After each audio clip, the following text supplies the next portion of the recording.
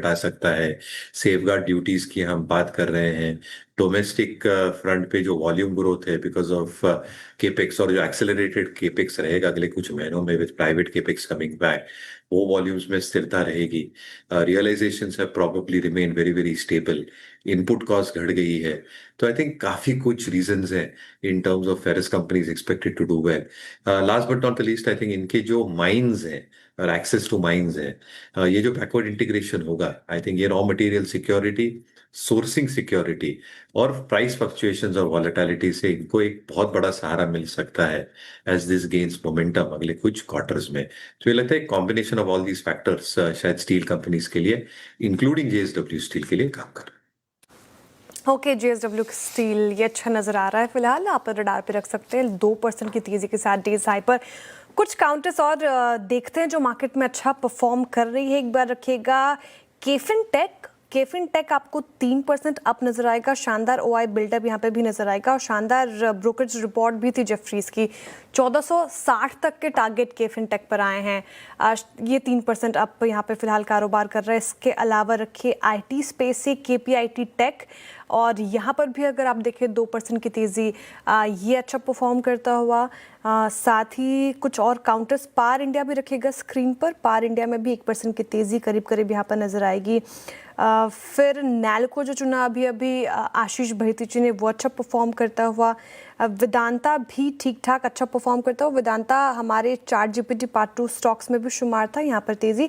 और FMCG pack अगर आप देखें तो थोड़ा बैकफुट पर नज़र आ रहा है, लेकिन 2 काउंटर्स एचयूएल और वरुण बेवरेजेस ये भी शुमार थे हमारे चार्ट जीपीटी काउंटर्स में। एचयूएल और ये आइसक्रीम डीमर्जर के एडजस्टमेंट, यहाँ पर तेज़ी, और वरुण बेवरेजेस में भी फिलहाल फ्लैट कारोबार, लेकिन ठीक ठाक माहौल यहाँ पर नजर आता है। एक बार रख दीजिए केपीआईटी टेक, आईटी स्पेस ठीक ठाक परफॉर्म कर रहा है। आशीष भैती जी, ये स्टॉक आज चेज करना चाहिए इस पर्टिकुलर काउंटर को?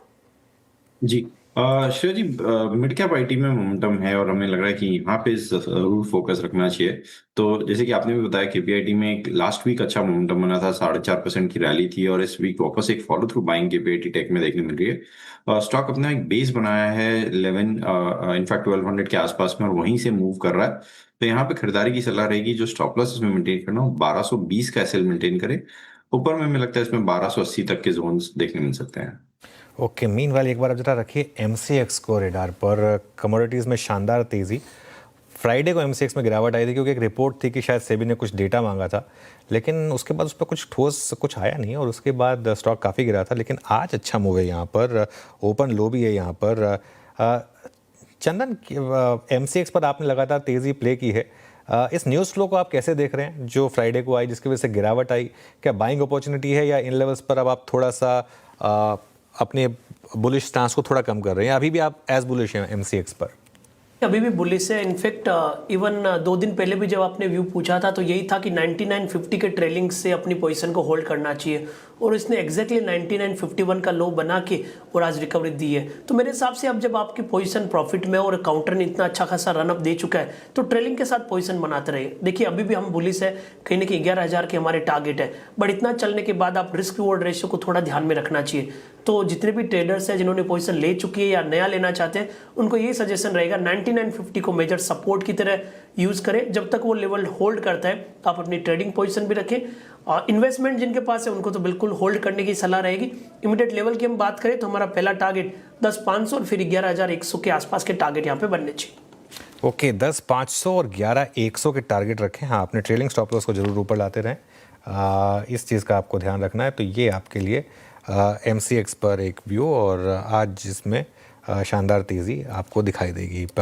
ऑब्वियसली मेटल्स में तो मूव है ही, लेकिन एक बार आप जरा लेकर आइए निफ्टी फिनेंशियल सर्विसेज इंडेक्स और इसके अलावा capital market index. Nifty financial index में भी तेज़ी और कैपिटल मार्केट इंडेक्स ये भी आपको ठीक ठाक मोमेंटम में दिखाई देगा।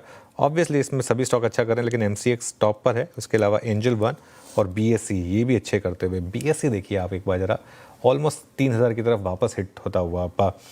मयूरेश जी, बीएसई क्या शानदार स्टॉक रहा है। करेक्ट हुआ 2,000 तक 3,000 से, और वापस सुपर क्विक तेज़ी में 3,000 पर। एक 6 महीने का चार्ट रखिएगा इसका जरा। ये तो खैर 1 महीने का चार्ट है। 1 महीने में 15% भागा ये स्टॉक, और 6 महीने का चार्ट देखिए। ये देखिए 3,000 से करेक्ट हुआ 2,040 तक, और जितना टाइम लगाया इसने उससे आधे से कम टाइम में वापस 3000। बताइए क्या व्यू रहेगा इस पर? नहीं, जिनके पास अनुज आई थिंक बिल्कुल बने रहना चाहिए। तो मेरे हिसाब से आई थिंक जितनी भी एक जो करेक्शन में हुलाल हुआ था एक्सचेंजेस को लेके, वॉलेटिलिटी को लेके, एक्सपायरीज को लेके, क्या वॉल्यूम्स पे इसका असर आएगा, ऑब्वियसली थोड़ा असर आएगा, बट कहीं ना कहीं आई थिंक जो इनका बिजनेस मॉडल है कि जैसे ट्रांजैक्टिंग कस्टमर्स बढ़ते जाएंगे, India is largely under penetrated country, और जैसे यूजर्स बढ़ते जाएंगे मेरे हिसाब से I think over a longer period of time transaction revenue बरकरार रहना चाहिए। दूसरा I think in terms of their annuity business हो या स्टार एमएफ प्लेटफॉर्म हो, यहाँ पे भी आई थिंक स्टेबिलिटी बननी चाहिए। और इसलिए मुझे लगता है I think capital market as a theme should continue doing well for the share under penetration जो इंडिया के पास है, जो इन्वेस्टर्स जुड़ते जा रहे हैं every passing month, every passing quarter, every passing year, और यही एक प्राइमरी रीजन हो सकती है in terms of all these factors coming together over medium to longer period of time. तो जिनके पास है बिल्कुल बिल्कुल बने रहे। खरीदारी की राय भी बीएससी में शानदार रैली पूरे कैपिटल मार्केट स्पेस में नजर आएगा आज के सत्र में। अब वक्त हो रहा है टॉप कैश कॉल्स का। चंदन जी हैं, साथ ही साथ पुते जी और गाबा सर से लेंगे हम टॉप कैश कॉल। अब बताइए गाबा सर, गुड मॉर्निंग, कौन सा स्टॉक सुझाएंगे आज? मेरा ध्यान है जीएनएफसी पर। जीएनएफसी का सेटअप सही है, अच्छा बेस बना हुआ है और यहीं से एक अपमूव मिल सकता है। ट्रेड कर रहा है 498.50 पर जीएनएफसी। स्टॉप लगेंगे 495 का, करीब 3-3.5 रुपए का स्टॉप है। मेरे ख्याल से 510 ये पहला स्टॉप रहेगा जीएनएफसी। जीएनएफसी ये होगी गाबा सर की पिक। राजेश जी बताइए आपका कैश कॉल।